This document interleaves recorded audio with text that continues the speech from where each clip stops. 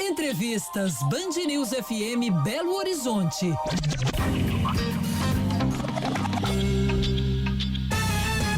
10h06, está na hora da nossa entrevista ao vivo aqui no Band News Minas, primeira edição. A gente abordou, no nosso giro de manchetes, a greve das universidades federais que começou ontem e segue sem previsão de término.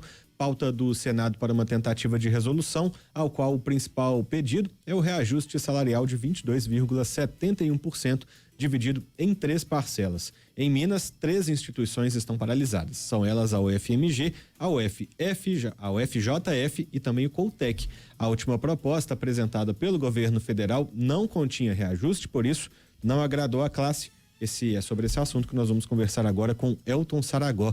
Ele é o segundo vice-presidente da Regional São Paulo do Andes, que é o Sindicato Nacional dos Docentes das Instituições de Ensino Superior. Elton, muito bom dia para você, seja bem-vindo ao Band News Minas, primeira edição.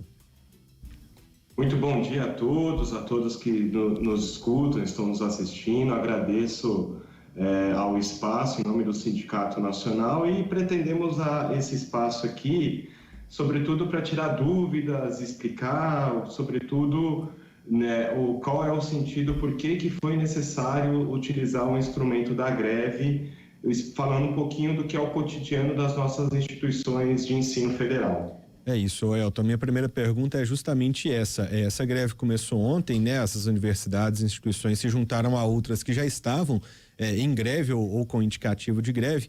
E eu queria que você explicasse melhor como é que é essa proposta de reajuste salarial que vocês estão pedindo. Qual foi a proposta apresentada pelo governo federal, Parece que ela também foi transformada, ela mudou aí ao longo das negociações. Em que pé que estão essas negociações no momento? Basicamente, a negociação ela começou desde a instituição desse novo governo, o governo Lula. Só que o quadro da negociação, se houve um reajuste emergencial de 9%, quando a categoria já apresentava uma defasagem maior do que 40%, isso é importante. Esse cenário ele não foi construído só a partir do ano passado, é um cenário que se resulta praticamente numa década com mais de 40% de perdas, e o 9% do ano passado mitigou a situação salarial. Qual que é a questão que nós estamos nesse ano e que gerou a preocupação depois de mais de 1 ano e meio de tentativa de negociação por parte das instituições representantes dos setores da educação? Que o governo não apontou nenhuma perspectiva de recomposição do salário dos professores. Então, basicamente, para aqueles que estão nos escutando, imagine você entrar numa carreira, estudar a sua vida toda, fazer projetos de extensão, fazer projeto de pesquisa, ter responsabilidade ética com o processo de ensino, de aprendizagem de estudantes de todas as áreas do conhecimento e o seu salário reduzir 40% e da parte do governo ter a posição que não é possível priorizar a educação. Agora, eu preciso colocar o seguinte, as entidades da educação tiraram da mesa os 38%, próximo de 39% do que é a nossa defasagem salarial e apresentamos 21% de uma forma ainda não é nem para recuperar aquilo que nós perdemos, mas sobretudo para que a gente consiga ter um salário condizente com o que é a nossa formação, com o que é o nosso trabalho, que é o trabalho de pesquisa, de orientação de pós-graduandos, de extensões universitárias. E importante, não é só salário não, viu? Isso é importante que todo mundo saiba. Os professores, as professoras também estão lutando pelo orçamento da Universidade Federal, das instituições federais de ensino. Nós temos uma situação das instituições federais de ensino que está dissolvendo do ponto de vista da infraestrutura. Na última década, nós estamos praticamente com metade do que era o orçamento destinado para as instituições federais. Aí não tem reitor, não tem pró-reitor, diretor de unidade que consegue dar conta de tamanha restrição orçamentária. E para socializar para quem nos escuta, o orçamento das universidades federais, das instituições federais a esse ano é menor do que em relação ao ano passado, que teve a PEC da transição.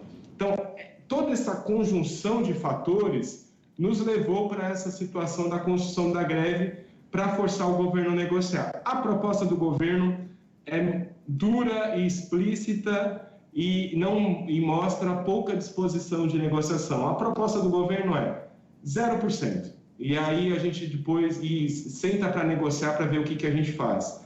Nessa situação, a greve foi o nosso instrumento necessário.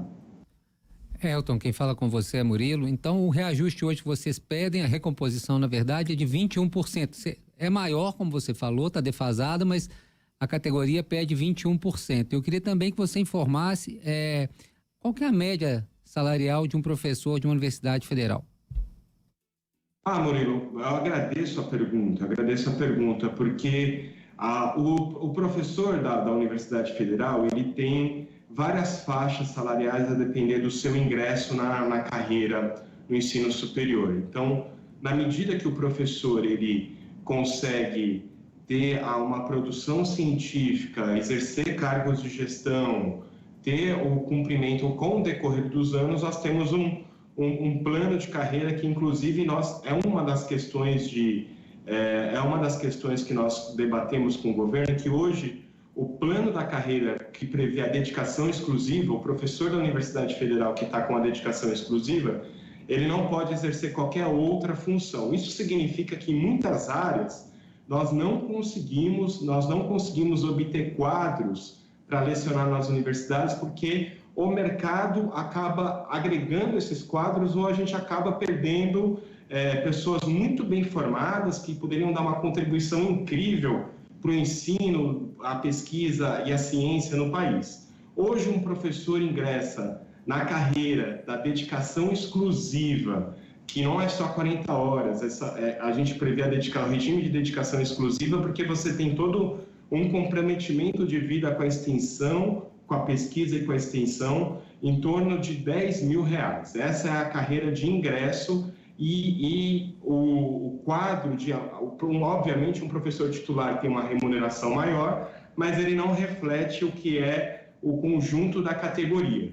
E vale a pena colocar, na maior parte das instituições federais, a colega que ingressa na carreira do magistério federal, ele precisa passar pelos seus anos de graduação, ele precisa ter a componente da pós-graduação estricto sensu com mestrado, doutorado, do qual publicação científica na área científica do qual ele está colocado, comprometimento em já ter realizado atividades de ensino superior, porque as instituições selecionam os melhores quadros, os melhores professores e professoras que estão no segmento, e posteriormente a carreira ela tem uma evolução muito pequena. Um professor, para ter qualquer situação de desenvolvimento, ele tem que no mínimo esperar 2 a 3 anos para ter um aumento em torno de R$200, R$300, e a carreira vai aumentando paulatinamente até ter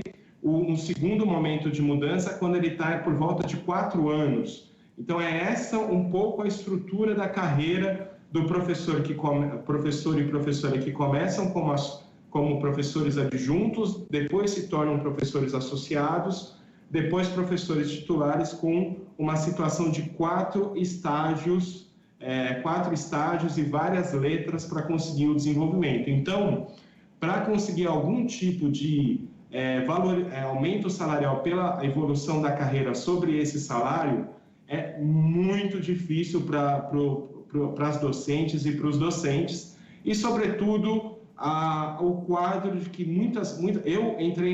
eu sou professor da Universidade Federal de São Paulo, campus da Baixada Santista, do Instituto de Saúde e Sociedade.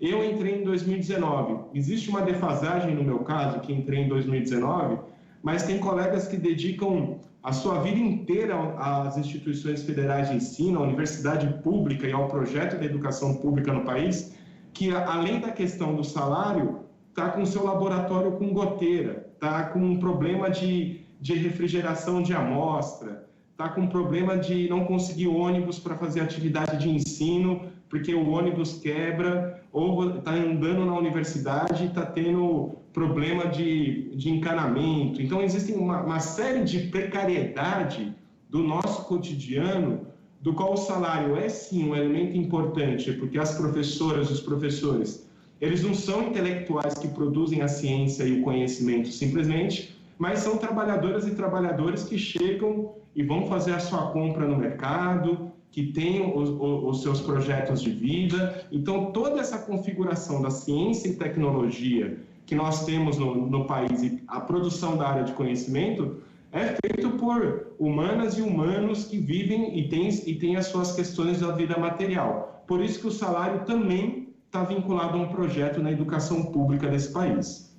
Bom, estamos conversando com Elton Saragossa, segundo vice-presidente da Regional São Paulo do Andes, né, que é o Sindicato Nacional dos Docentes das Instituições de Ensino Superior.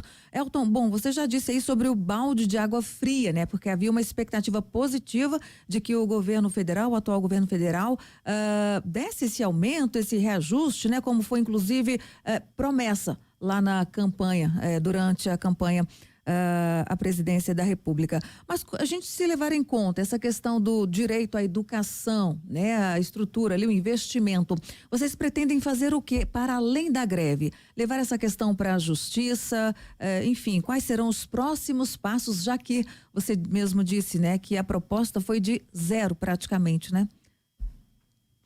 Luciana, nós estamos num caminho que é, sobretudo, e por isso que para nós esses espaços são tão importantes, que é o caminho de colocar para o conjunto da sociedade a importância das instituições federais de ensino, dos institutos federais, dos Cefetes, das universidades federais, para um modelo de projeto societário, projeto social de igualdade social e de um projeto para o Brasil.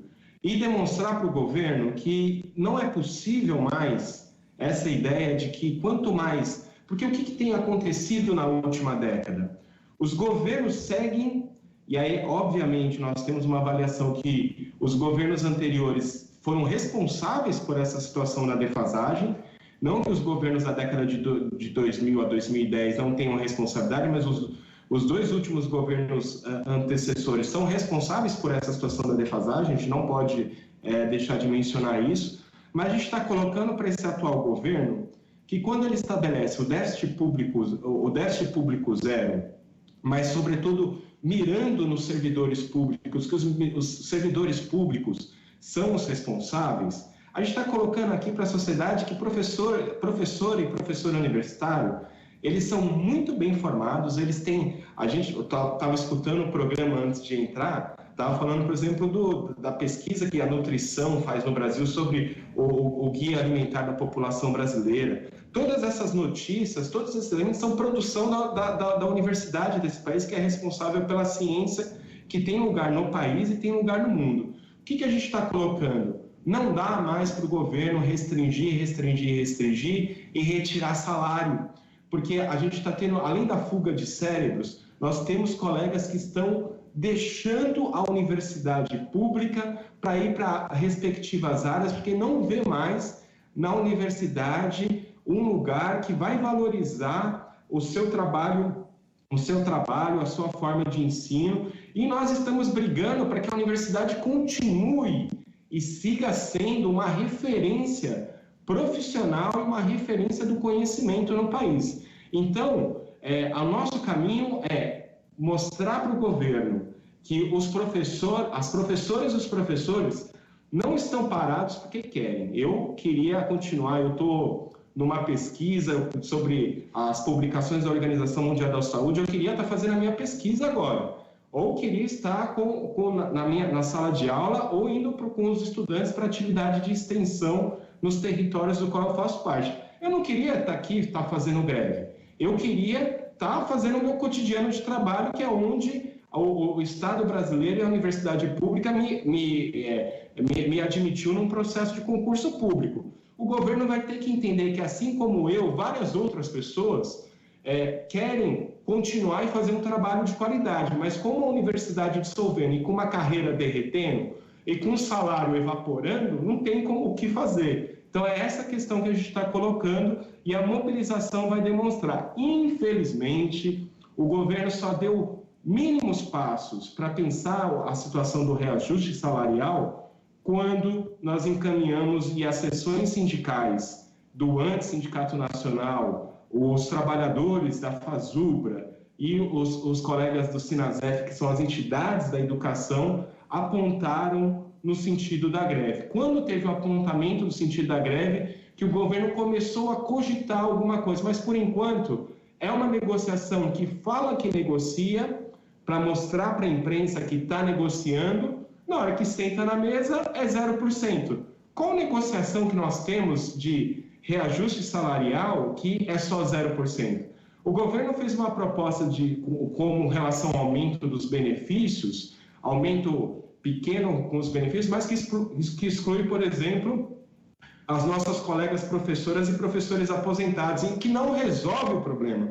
Porque se você tem uma defasagem de mais de 38%, você, para fazer a negociação, coloca em 21,70%, e ainda o seu interlocutor estabelece o 0% como ponto de inflexível, não existe. Então, a nossa ideia é jornada de mobilização em Brasília essa semana. Teremos, além de audiências públicas hoje, teremos um grande ato com o conjunto das entidades de educação aqui em Brasília, e o governo está fazendo uma aposta, a nosso ver, e aí a imprensa pode averiguar, uma aposta muito equivocada, que primeiro caracteriza como um movimento pequeno, utilizando expressões como grevezinho.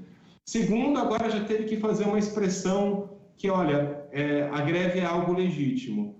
E vai ter que negociar, porque a greve só cresce, mas a greve não cresce por causa da vontade de uma sindicalista ou de um sindicalista. Cresce porque as condições de trabalho são muito graves, e isso acaba acarretando em adoecimento, isso acaba acarretando em afastamento de colegas, isso acaba acarretando em fuga de cérebro, saída da universidade pública. Então, é esse diálogo com a sociedade que a gente quer desenvolver, no sentido da pressão popular para que o governo negocie com as professoras e professores. Se tivesse tido negociação, nós não estaríamos aqui. Apesar de agradecer a abertura e o diálogo que nós estamos aqui, eu estaria no meu cotidiano e não estaríamos aqui. Nós conversamos aqui na Band News FM com Elton Saragó, segundo vice-presidente da Regional São Paulo do Andes, o Sindicato Nacional dos Docentes das Instituições de Ensino Superior. Falamos sobre a greve, nas universidades federais, que segue sem previsão de término. Elton, muito obrigado pela entrevista e até um próximo contato. Eu que agradeço imensamente e espero que tenhamos boas notícias nas próximas semanas e que o governo dê um passo no sentido de resolver a situação da greve.